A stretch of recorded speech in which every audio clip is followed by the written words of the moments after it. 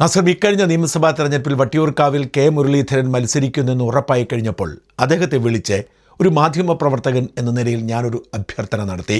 ദയവായി അങ്ങ് സർക്കാർ ഉണ്ടാക്കുകയാണെങ്കിൽ ആരോഗ്യമന്ത്രി സ്ഥാനം ഏറ്റെടുക്കണമെന്നായിരുന്നു എൻ്റെ അഭ്യർത്ഥന.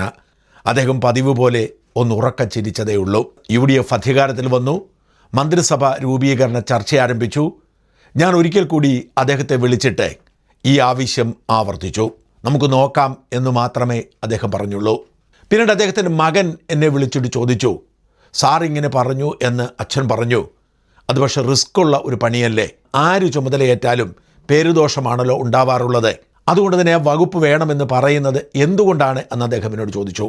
ഞാൻ മകനോട് പറഞ്ഞു, അച്ഛനോട് പറയുക, ഈ നാട്ടിൽ ഏറ്റവും വലിയ മാറ്റങ്ങൾ വരുത്തേണ്ടത് ആശുപത്രികളിലാണ്. ഈ നാട്ടിലെ പാവപ്പെട്ട മനുഷ്യർ തകർന്നു പോകുന്നത് അവർക്ക് രോഗം വരുമ്പോഴാണ്. അവർക്ക് പഞ്ചനക്ഷത്ര ആശുപത്രികളിലേക്ക് ഓടാൻ പറ്റില്ല. സർക്കാർ ആശുപത്രികളിൽ മികച്ച ചികിത്സ, മികച്ച സൗകര്യങ്ങൾ കൊടുത്താൽ അവർ കൃതാർത്ഥരാവും. പാവപ്പെട്ട മനുഷ്യരുടെ കണ്ണീരൊപ്പുക എന്നതാണ് പൊതുപ്രവർത്തനമെങ്കിൽ ആരോഗ്യവകുപ്പ് തന്നെ ഏറ്റെടുക്കണം. പിന്നീട് നമ്മൾ കേൾക്കുന്നത് ആരോഗ്യവകുപ്പ് മുരളീധരനില്ല എന്ന വാർത്തയും അങ്ങനെയെങ്കിൽ താൻ മന്ത്രിസഭയിലേക്കില്ല എന്ന മുരളീധരൻ്റെ പ്രഖ്യാപനവുമൊക്കെയാണ്.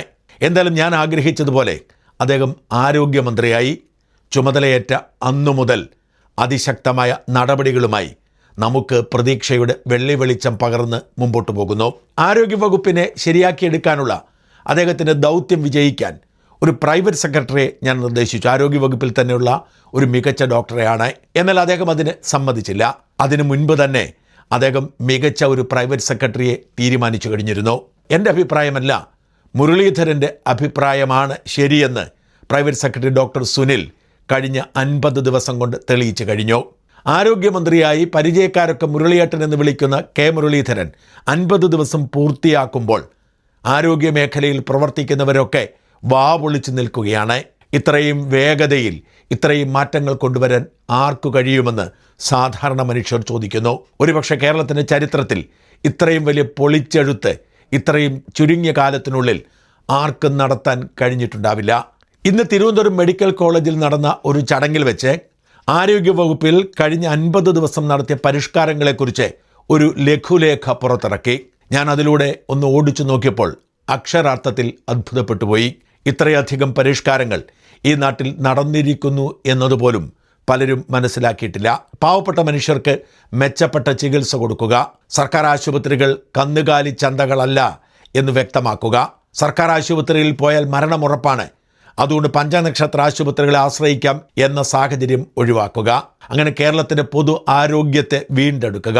അതിനുവേണ്ടി 50 ദിവസം കൊണ്ട് ചെയ്ത പ്രധാന കാര്യങ്ങളിലൂടെ ഓടിച്ചു പോയാൽ ഇനിയും വീണ ജോർജുമാർ ആവർത്തിക്കരുതേ എന്ന് നമ്മൾ സർവശക്തനായ ദൈവത്തോടെ മുട്ടുപ്പായി പ്രാർത്ഥിച്ചു പോകും.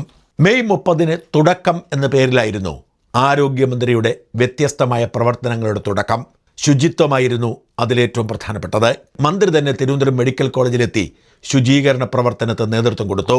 ഡോക്ടർമാരടക്കം ആശുപത്രിയിലെ സകല ജീവനക്കാരും പൊതുപ്രവർത്തകരും ചേർന്ന് ആശുപത്രികൾ ശുചീകരിച്ചുകൊണ്ട് തുടക്കത്തിന് തുടക്കമിട്ടു. തിരുവനന്തപുരം മെഡിക്കൽ കോളേജിൽ നിന്ന് മാത്രം 50 ലോഡ് മാലിന്യങ്ങളാണ് അന്ന് നീക്കം ചെയ്തത്. ഈ ശുചിത്വത്തിൻ്റെ തുടർച്ചയായി ഡ്രൈ ഡേ പ്രഖ്യാപിച്ചു. വെള്ളിയാഴ്ച സ്കൂളുകളിൽ, ശനിയാഴ്ച ഓഫീസുകളിലും സ്ഥാപനങ്ങളിലും, ഞായറാഴ്ച വീടുകളിലും എന്ന നിലയിലായിരുന്നു ശുചിത്വ ഡ്രൈ ഡേ പ്രഖ്യാപനത്തിൻ്റെ നടപ്പിലാക്കൽ.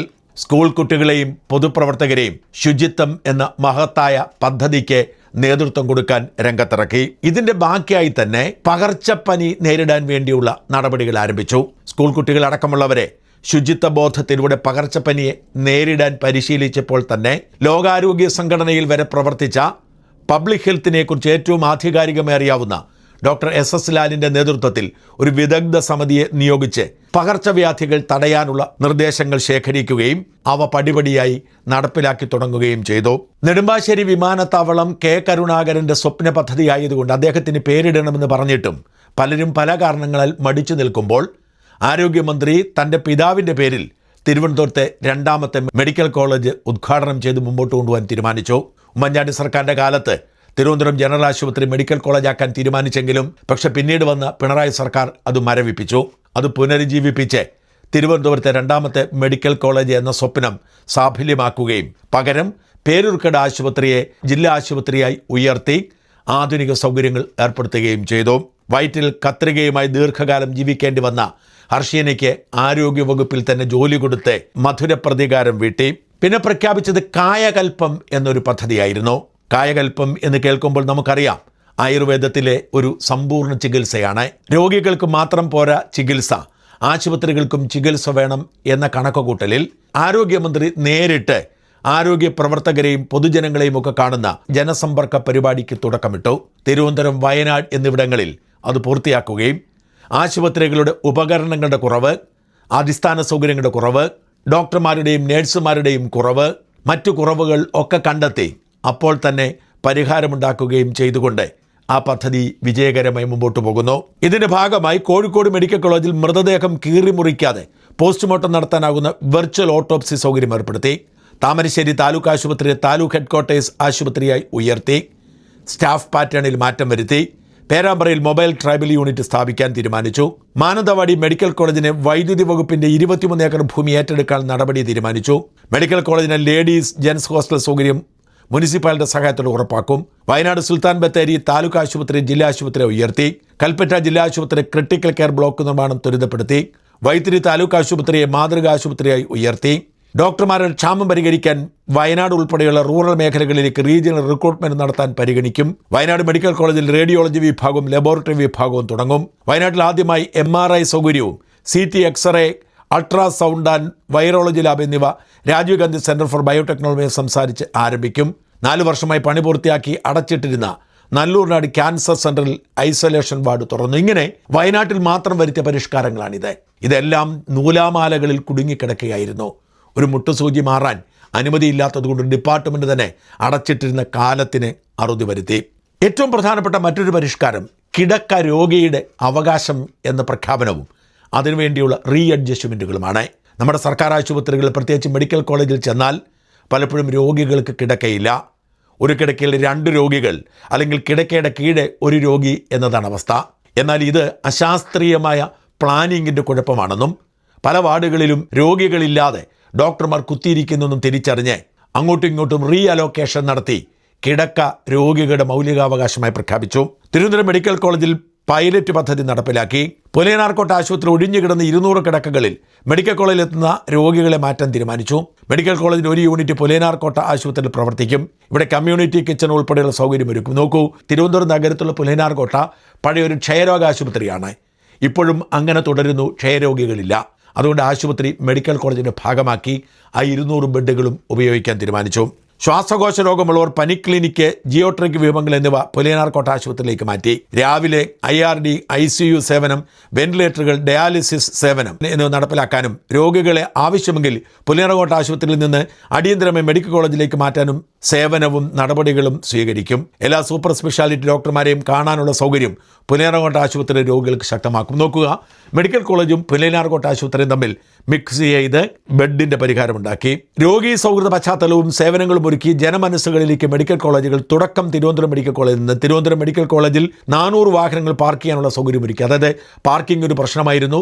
ചിലരുടെ കുത്തകയായിരുന്നു, ചിലർ കാശ് മേടിച്ച് അട്ടിമറിക്കായിരുന്നു. അത് പരിഹരിച്ച് രോഗികൾക്ക് പാർക്ക് ചെയ്യാൻ സൗകര്യമൊരുക്കി. തിരുവനന്തപുരം മെഡിക്കൽ കോളേജിന്റെ മാതൃകാ മെഡിക്കൽ കോളേജിന്റെ ഭാഗമായി രോഗി സൗഹൃദ നടപടികൾ തുടക്കമിട്ടു. ഇതിന്റെ ഭാഗമായി OPQ, ഒറ്റ ക്യൂവിൽ OP എടുത്ത് ഡോക്ടറെ കാണാൻ സൗകര്യമൊരുക്കി. OPയിൽ എത്തുന്നവർക്ക് കുടിവെള്ള സൗകര്യമൊരുക്കി. OPയിൽ രോഗികളോട് മാന്യമായി പെരുമാറാൻ ജീവനക്കാരെ പ്രാപ്തരാക്കി. വാർഡുകൾ അഡ്മിറ്റ് ആയിരിക്കുന്ന രോഗിയുടെ രക്തപരിശോധനകൾ വാർഡിൽ നിന്നും സാമ്പിൾ എടുത്ത് റിസൾട്ട് ലഭ്യമാക്കുന്ന സൗകര്യം ആരംഭിച്ചു. ദീർഘകാലമായി ചികിത്സയിലെ രോഗികൾക്ക് വീണ്ടും ഡോക്ടറെ കാണാതെ 6 മാസം വരെ മരുന്ന് വാങ്ങാനുള്ള സൗകര്യമൊരുക്കി. ആശുപത്രിയിലെ ടോയ്ലറ്റ് സൗകര്യങ്ങൾ വർദ്ധിപ്പിച്ചു. തിരുവനന്തപുരം, കൊല്ലം, ആലപ്പുഴ, കോട്ടയം, കോഴിക്കോട് മെഡിക്കൽ കോളേജ് ആശുപത്രി പുതുതായി MRI ഉൾപ്പെടെയുള്ള സ്കാനിംഗ് സംവിധാനങ്ങൾ ഒരുക്കുന്നതിനുള്ള നടപടികൾ പുരോഗമിക്കുന്നു. SIT ആശുപത്രിയിൽ സാംക്രമിക രോഗ വാർഡ് ആരംഭിച്ചു. തൃത്താല, ചാലിശ്ശേരി കമ്മ്യൂണിറ്റി ഹെൽത്ത് സെന്ററിൽ വിവിധ വികസന പ്രവർത്തനങ്ങൾ 2 കോടി അനുവദിച്ചു. ഭക്ഷ്യസുരക്ഷാ വകുപ്പ് നടത്തിയ പ്രവർത്തനങ്ങളുടെ ഭാഗമായി വിവിധ ഭക്ഷ്യ സംരംഭങ്ങളിലായി ആകെ 17,090 പരിശോധനകൾ നടത്തി. 1,859 റെക്ടിഫിക്കേഷൻ നോട്ടീസുകൾ നൽകി. പ്രോസിക്യൂഷൻ നടപടികൾ 148 കേസുകളും അഡ്യൂക്കേഷൻ നടപടികൾ 268 കേസുകളും ഫയൽ ചെയ്തു. 1,541 സ്ഥാപനങ്ങളിൽ നിന്നായി ആകെ 46,90,560 രൂപ പിഴയായി ഈടാക്കി. ഇതുകൂടാതെ നയപരമായ പല തീരുമാനങ്ങളും മാറ്റമുണ്ടായി. സ്പെഷ്യലിസ്റ്റുകളുടെ സേവനം താലൂക്ക് ആശുപത്രി മുതൽ മുകളിലേക്ക് സ്പെഷ്യലിസ്റ്റ് ആവശ്യമുണ്ടെങ്കിൽ മാത്രമായി നിജപ്പെടുന്നു. ഇപ്പോൾ സാധാരണ ഫാമിലി ക്ലിനിക്കിൽ പോലും സ്പെഷ്യലിസ്റ്റ് ഡോക്ടർമാരെ നിയോഗിച്ചിരിക്കും. അവർക്ക് പണിയൊന്നുമില്ല. അത് മാറ്റി സ്പെഷ്യലിസ്റ്റ് ഡോക്ടറാണെങ്കിൽ താലൂക്ക് ആശുപത്രിയുടെ മുകളിലേക്കായിരിക്കും. റെസിഡൻസിന് റൈറ്റ് ടു പോസ്റ്റ് ഗ്രാജുവേറ്റ് ആയതിനാൽ എല്ലാ PG വിദ്യാർത്ഥികൾക്കും റെസിഡൻസി ചെയ്യുവാൻ ആവശ്യമായ സീറ്റുകൾ സൃഷ്ടിക്കാൻ ഉത്തരവിട്ടു. റെസിഡൻസി അവരുടെ ജില്ലകളിൽ കൊടുക്കാനും 3 മാസം റിമോട്ട് റൂറൽ ഏരിയകൾ 3 മാസം റൂറൽ ഏരിയകളും ചെയ്യാനുള്ള നിയമം കൊണ്ടു. നോക്കുക, പലപ്പോഴും ഈ റെസിഡൻസി ചെയ്യാൻ അവകാശം പിള്ളേർക്ക് കിട്ടത്തില്ല. അതിന് കൂടുതൽ സീറ്റുകൾ അനുവദിക്കുന്നു.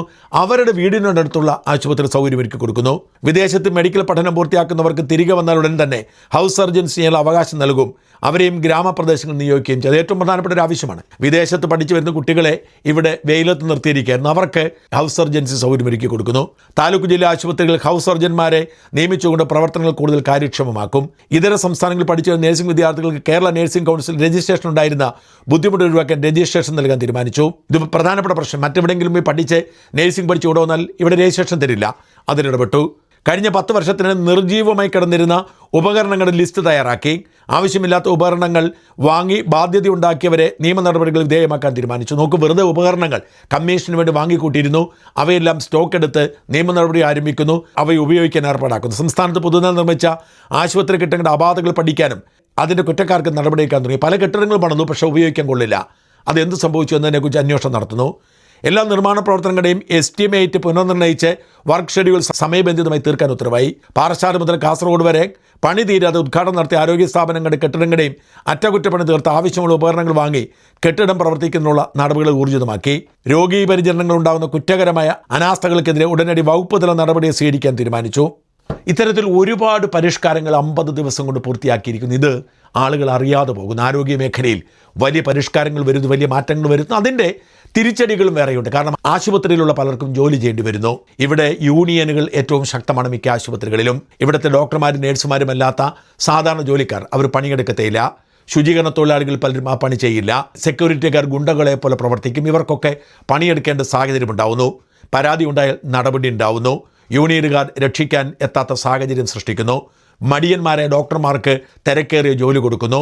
അങ്ങനെ എല്ലാ മേഖലയിലും അഴിച്ചുപണി നടത്തുന്നു. അതുകൊണ്ട് തന്നെ മന്ത്രിക്കെതിരെ ഒന്നും ചെയ്യാൻ കഴിയാത്തതുകൊണ്ട് ഇതിനൊക്കെ ചുക്കാൻ പിടിക്കുന്ന മന്ത്രിയുടെ പ്രൈവറ്റ് സെക്രട്ടറിയെ ചാടിക്കാൻ വലിയ നീക്കങ്ങൾ ഇപ്പോൾ തന്നെ ആരംഭിച്ചിട്ടുണ്ട്.